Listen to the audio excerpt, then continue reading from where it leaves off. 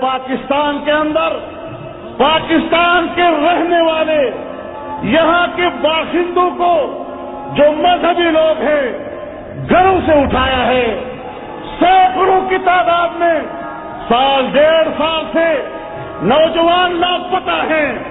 والدین رو رہے ہیں, ان کی بوڑھی مائیں رو رہی ہیں, ان کے بوڑھے باپ گھروں میں رو رہے ہیں اور پوچھ رہے ہیں میرا بیٹا کہاں ہے. اتنا تو بتا دو کس جیل میں ہے, کس حالت میں ہے. تم آج تک ان کے والدین کو مطمئن کرنے کے لیے تیار نہیں. ان کے خلاف کوئی FIR نہیں. وہ عدالت کا دروازہ کھٹکھٹاتے ہیں, وہ عدالت کا دروازہ کھٹکھٹاتے ہیں.